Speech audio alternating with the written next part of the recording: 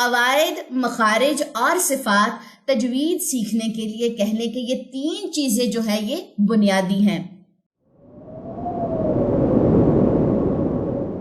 وَلَقَدْ يَسَّرْنَا الْقُرْآنَ لِلذِّكْرِ فَهَلْ مِن مُدَّكِرٍ، اور بے شک ہم نے قرآن کو نصیحت لینے کے لیے آسان کر دیا، تو ہے کوئی نصیحت لینے والا؟ نحمد و نصلی علی رسولہ الکریم، اما بعد، اعوذ باللہ من الشیطان الرجیم، بسم اللہ الرحمن الرحیم، رب اشرح لی صدری ویسر لی امری واحلل عقدۃ من لسانی یفقہوا قولی، رب زدنی علما، اللہم فقہنا فی الدین۔ السلام علیکم ورحمۃ اللہ وبرکاتہ۔ میں امید کرتی ہوں کہ آپ سب لوگ ایمان اور صحت کی بہترین حالت میں ہوں گے۔ ہم کر رہے تھے تجوید کورس ان 180 ڈیز چیلنج، اور آج ہے ہمارے پاس ڈے 61۔ تلاوت کے سیکشن میں ہم سیکھیں گے سورہ انفال آیت نمبر 34 سے، اور قواعد کے سیکشن میں آج ہم شروع کرنے جا رہے ہیں مخارج کا ٹاپک۔ تو چلیے جی، آج کی جو کلاس ہے اس کا آغاز کرتے ہیں۔ جیسا کہ ہم سب کو معلوم ہے کہ تجوید سیکھنے کے لیے تین چیزوں کی کہہ لیں کہ ضرورت محسوس ہوتی ہے، اور وہ تین چیزیں کیا ہیں؟ سب سے پہلے ہے جی ہمارے پاس قواعد، جو ہم الحمدللہ کلاس 60 تک جو ہے وہ کور کر چکے ہیں۔ نیکسٹ ہے ہمارے پاس مخارج، جو آج سے ہم شروع کرنے جا رہے ہیں، اور تیسری چیز ہمارے پاس آتی ہے تجوید سیکھنے کے لیے، وہ ہے جی صفات۔ قواعد، مخارج اور صفات تجوید سیکھنے کے لیے کہہ لیں کہ یہ تین چیزیں جو ہے یہ بنیادی ہیں۔ تو مخارج کا جو ٹاپک ہے اس کو کہہ لیں کہ آج ہم ٹچ کریں گے۔ بالکل بھی نہیں اس چیز کو لے کے آپ لوگوں نے پریشان ہونا یا ڈرنا کہ پتہ نہیں مخارج کیسے ہے، قواعد تو بڑے آسان تھے، مخارج پتہ نہیں کتنے مشکل ہوں گے۔ تو آپ جب مخارج کا ٹاپک پڑھیں گے تو آپ کو آئیڈیا ہو جائے گا کہ او مخارج تو اتنے آسان تھے اور میں اتنا زیادہ پریشان تھی مخارج کو لے کے۔ یہ ہے جی ہمارے پاس مخارج کی سلائیڈ۔ سب سے پہلے جو ہیڈنگ ہے ہمارے پاس، اس ہیڈنگ میں کیا چیز مینشن ہے؟ مخارج کا بیان آپ اس کو کہہ لیں، مخارج کا کوئی بھی ٹاپک یا اصول مخارج، جو بھی آپ اس کی ہیڈنگ جو ہے وہ ایزیلی کہہ لیں کہ دینا چاہیں۔ تو سب سے پہلے ہمارے پاس آ جاتا ہے جی مخارج کا بیان۔ مخارج کہہ لیں کہ یہ ایک جمع کا ورڈ ہے، یعنی کہ جمع کہہ لیں کہ سنگولر ہم اس کو نہیں کہہ سکتے، اس کو پلورل کہہ سکتے ہیں کہ یہ ایک جمع کا ورڈ ہے، جمع کا صیغہ ہے۔ اردو میں کہتے ہیں صیغہ، اور انگلش میں اس کو کہتے ہیں ورڈ۔ مخارج ایک جمع کا صیغہ ہے، اور مخارج کا جو واحد ہے اس کا مطلب ہے یہ ہے مخرج، ٹھیک ہے؟ مخرج واحد ہے، اور کہہ لیں کہ جمع اس کی مخارج ہے۔ سب سے پہلے تو واحد اور جمع کا کنسیپٹ جو ہے وہ سمجھ لیجیے۔ اس کے بعد نیکسٹ چیز جو ہمارے پاس آتی ہے وہ ہے جی لغوی معنی، کیونکہ ہم نے مخارج ہو، مخرج اس کا واحد ہے، ٹھیک ہے؟ ہم نے کہہ لیں کہ مخرج کو سمجھنا ہے کہ واٹ از مخرج، تو اس کی سب سے پہلے ہم ڈکشنری ڈیفینیشن نکالیں گے، پھر اس کی پراپر جو ہے وہ ڈیفینیشن جو ہے، اصطلاحی تعریف جو ہے اس کو سمجھیں گے۔ تو لغوی معنی ہوتا ہے نکلنے کی جگہ، یعنی کہ کسی بھی حرف کو کہاں سے نکلنا چاہیے، وہ اس کا کہہ لیں کہ کسی بھی لیٹر کا مسکن یا اس کا گھر جو ہے اس کو کہتے ہیں مخرج، یعنی کہ کسی بھی حرف کے نکلنے کی جگہ۔ لغوی معنی کیا ہے؟ نکلنے کی جگہ۔ اب ہے جی ہمارے پاس اصطلاحی تعریف، یعنی کہ اس کا اصطلاحی معنی مخرج کا۔ کہہ رہے ہیں مخرج وہ جگہ ہے جہاں سے کسی حرف کی اپنی مخصوص آواز نکلتی ہے، جیسے کہ میں نے پہلے بات کی ہے، ایک لیٹر ہے اور اس کا کہہ لیں کہ اپنا ایک گھر ہے، اس جہاں پہ وہ رہتا ہے، جو اس کا مسکن ہے، تو آپ نے اس کو جو ہے وہ گھر سمجھنا ہے۔ دیکھیں کتنا مزے کا گھر بنا ہے۔ خیر، اچھا جی، مخرج وہ جگہ ہے جہاں سے کسی حرف کی اپنی مخصوص آواز نکلتی ہے، اس کا مسکن ہے، اس کا گھر ہے، جو اسے دوسرے حروف کی آوازوں سے مختلف کرتی ہے، اس کو کہہ لیں کہ ایک پہچان دیتی ہے۔ تو بیسیکلی مخرج ہمارے سامنے ایک کنسیپٹ جو ہے وہ کلیئر ہو گیا کہ کسی بھی لیٹر کے نکلنے کی جگہ کو مخرج کہتے ہیں۔ کلیئر ہو گئی بات؟ اب آگے آ جائیے۔ نیکسٹ ہے جی ہمارے پاس اصول مخارج، ہمارے پاس آ جاتے ہیں 5، یعنی کہ 5 نکلنے کی جگہ، ٹھیک ہے؟ یہ کہنے کہ بڑا ایک سیکوینس کے ساتھ اس کو لے کے چلیں گے۔ 5 نکلنے کی جگہ ہے، اس کو آپ کہہ لیں کہ اگر سیکوینس کے ساتھ پڑھنا چاہتے ہیں اس کو کہتے ہیں 5 اصول مخارج، ٹھیک ہے؟ 5 نکلنے کی جگہ سب سے پہلے ہمارے پاس آ جاتا ہے جی جوف دہن۔ جوف دہن کہتے ہیں منہ کے خالی حصے کو۔ عربی میں یہ اوپر والی جو ہیڈنگ ہے وہ عربی میں ہے، نیچے والی جو ہے وہ اردو میں، اور پھر لاسٹ میں نے اس کو انگلش میں بھی مینشن کر دیا ہے۔ سب سے پہلے نکلنے کی جگہ ہے جی جوف دہن، جس کو منہ کا خالی حصہ کہتے ہیں اور انگلش میں اس کو کہتے ہیں جی ایمپٹی ماؤتھ۔ سیکنڈ نمبر پہ ہمارے پاس آ جاتا ہے جی حلق، حلق کہتے ہیں گلے کو اور انگلش میں کہتے ہیں جی تھروٹ۔ پھر تیسرے نمبر پہ ہمارے پاس آتا ہے جی لسان، لسان کہتے ہیں جی زبان کو اور انگلش میں کہتے ہیں اس کو ٹنگ۔ فورتھ نمبر پہ ہمارے پاس آتا ہے جی شفتان یعنی کہ دونوں ہونٹ اور انگلش میں اس کو کہیں گے لپس۔ نیکسٹ ہے جی ففتھ نمبر پہ ہمارے پاس ہے جی خیشوم، خیشوم کہتے ہیں ناک کی ہڈی کو اور انگلش میں اس کو کہیں گے جی نوز۔ یہ 5 اصول مخارج ہے، اور اگر اس کو میں کہہ لیں آسان لفظوں میں بات کروں تو یہ 5 نکلنے کی جگہ ہے جو ہمارے منہ کے اندر موجود ہیں۔ منہ کا خالی حصہ، پھر ہمارا گلا، پھر زبان، پھر شفتان اور پھر ناک کی ہڈی جو غننے کے لیے استعمال ہوتی ہے۔ تو مخرج ہم نے آج پڑھا کہ مخرج جو ہے وہ نکلنے کی جگہ ہے، اور کسی بھی حرف کی آواز ایک بیسک پوائنٹ سے یا ایک اسپیسیفک پوائنٹ سے نکل رہی ہوتی ہے تو وہی اس کا مخرج ہے، اور 5 جگہ جو ہیں وہ ہمارے سامنے ہیں جو ہم نے دیکھی ہیں۔ اچھا جی، اس کے بعد اب اس کو کہہ لیں کہ سٹیپ بائی سٹیپ بھی دیکھیں گے۔ اگر فار ایگزامپل جوف دہن ہے تو جوف دہن کو میں نے ذرا تھوڑا سا ایلیبوریٹ کیا ہے۔ یہ دیکھیں منہ کا خالی حصہ ہے، یہاں پہ بالکل کہہ لیں کہ ایمپٹی ماؤتھ جس کو کہہ لیں کہ اس طریقے سے ڈائیگرام میں نے اس کو شو کیا ہے، اس کو کہتے ہیں جی جوف دہن۔ اس کے بعد حلق آ جاتا ہے، حلق کہتے ہیں گلے کو۔ یہ بلو ایریا جو آپ لوگوں کے سامنے ہے یہ گلا ہے، اس میں سے کون کون سے لیٹرز نکلیں گے وہ خیر انشاءاللہ نیکسٹ سیکھیں گے۔ پھر ہے جی ہمارے پاس لسان، لسان کہتے ہیں زبان، اور زبان کو، اور یہ زبان کے حصے ہیں جو انشاءاللہ ہم سیکھیں گے، ٹھیک ہے۔ نیکسٹ جی شفتان یعنی کہ ہمارے دونوں ہونٹ، اس کی بھی ڈائیگرام آپ لوگوں کے سامنے شو ہے کہ ہونٹوں سے جو بھی لیٹرز نکلیں گے وہ بھی انشاءاللہ ہم سیکھیں گے۔ نیکسٹ ہے جی ہمارے پاس خیشوم یعنی کہ ناک کی ہڈی یا ناک کا بانسا بھی اس کو کہتے ہیں، یہاں سے کون سے لیٹرز جو ہے وہ ادا ہوں گے وہ انشاءاللہ ہم کور اپ کریں گے۔ تو یہ 5 اصول مخارج جو ہے یا یہ 5 نکلنے کی جگہ جو ہے وہ ہم نے آج پڑھی۔ تو آپ لوگوں کا ہوم ورک کیا ہوگا کہ آپ نے مخارج جمع ہے اور واحد اس کا مخرج ہے، لغوی معنی، اصطلاحی معنی، اور 5 اصول مخارج کے جو نام ہیں عربک میں آپ لوگوں نے یاد کرنے ہیں، جوف دہن، حلق، لسان، شفتان اور خیشوم۔ اردو میں نہیں یاد کرنا، کلاس میں جب آپ لوگوں نے مجھے سنانا ہے تو آپ نے مجھے عربک میں سنانا ہے۔ یہ واٹس ایپ کے اسٹوڈنٹس کے لیے ہے جو رجسٹرڈ کورس کر رہے ہوتے ہیں، یہ ان کے لیے اناؤنسمنٹ ہے، ٹھیک ہے جی۔ تو یہ تھا ہمارا آج کا ٹاپک، انشاءاللہ کل ہم مخارج کی اقسام دیکھیں گے۔ آج کا ٹاپک ہمارا یہیں تک ہے، ڈائری بھی آپ لوگوں نے اپنی یہیں تک ہی مینٹین کرنی ہے۔ چلے جی نیکسٹ آ جائیے اپنے قرآن کے لیسن کی طرف۔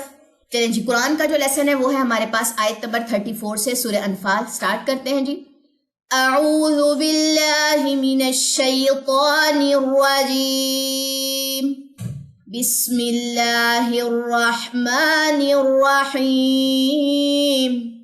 وما لهم ألا يعذبهم الله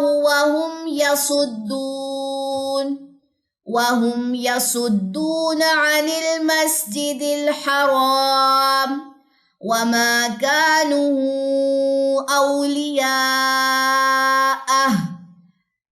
إن أولياؤه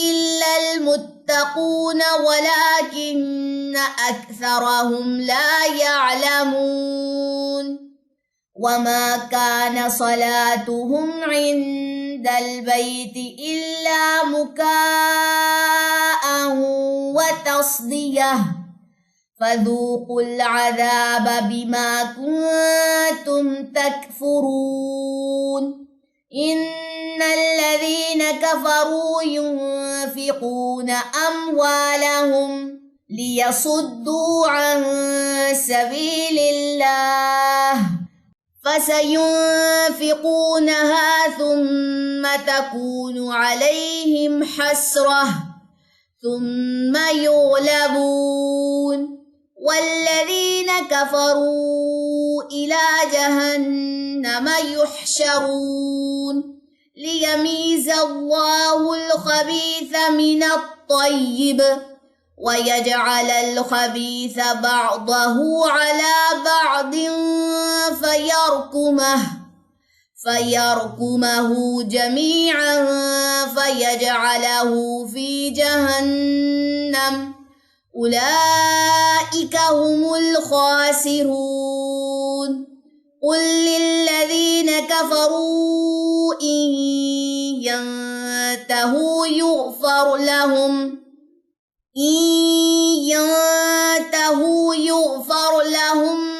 ما قد سلف وإن يعودوا فقد مضت سنة الأولين وقاتلوهم حتى لا تكون فتنة ويكون الدين كله لله فإن انتهوا فإن الله بما يعملون بصير وإن تولوا فاعلموا أن الله مولاكم نعم المولى ونعم النصير واعلموا أنما غنمتم من شيء فأن لله خمسه وللرسول ولذي القربى واليتامى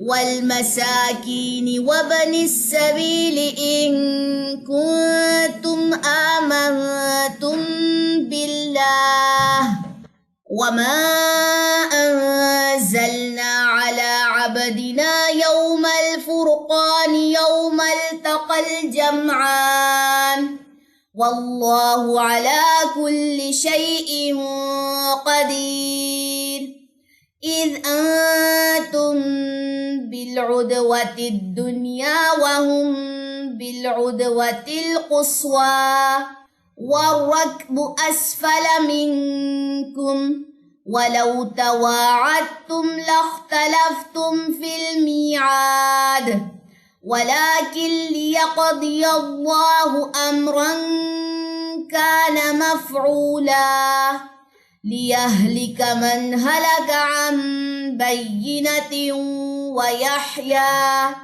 ويحيى من حي عن بينة وإن الله لسميع عليم إذ يريكهم الله في منامك قليلا ولو أراكهم كثيرا لفشلتم ولتنازعتم في الأمر ولكن الله سلم إنه عليم بذات الصدور وإذ يريكموهم إذ التقيتم في أعينكم قليلا ويقللكم في أعينهم ليقضي الله أمرا كان مفعولا وإلى الله ترجع الأمور يا أيها الذين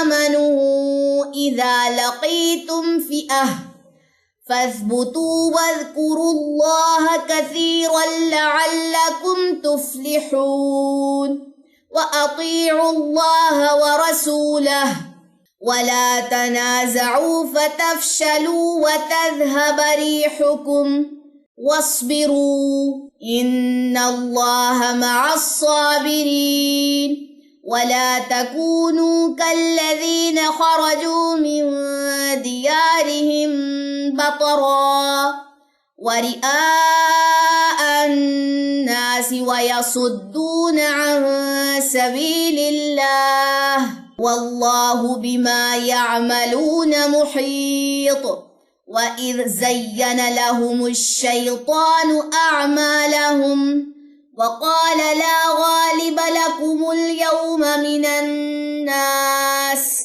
وإني جار لكم فلما تراءت الفئتان نكص على عقبيه وقال إني بريء منكم إني أرى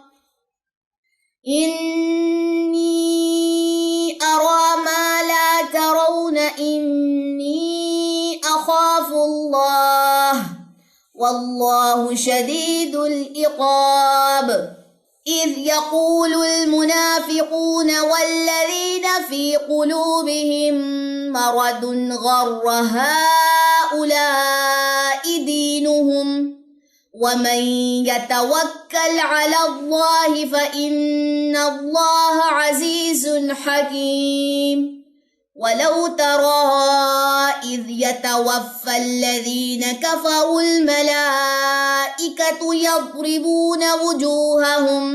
يضربون وجوههم وأدبارهم وذوقوا عذاب الحريق ذلك بما قدمت أيديكم وأن الله ليس بظلام للعبيد كدأب آل فرعون والذين من قبلهم كفروا بآيات الله فأخذهم الله بذنوبهم إن الله قوي شديد العقاب ذلك بأن الله لم يك مغيرا نعمة أنعمها على قوم حتى يغيروا ما بأنفسهم.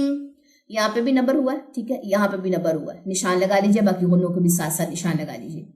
وَأَنَّ اللَّهَ سَمِيعٌ عَلِيمٌ كَدَأْبِ آلِ فِرْعَوْنَ وَالَّذِينَ مِن قَبْلِهِمْ كَذَّبُوا بِآيَاتِ رَبِّهِمْ فَأَهْلَكْنَاهُمْ بِذُنُوبِهِمْ وَأَغْرَقْنَا آلَ فِرْعَوْنَ وَكُلٌّ كَانُوا ظَالِمِينَ.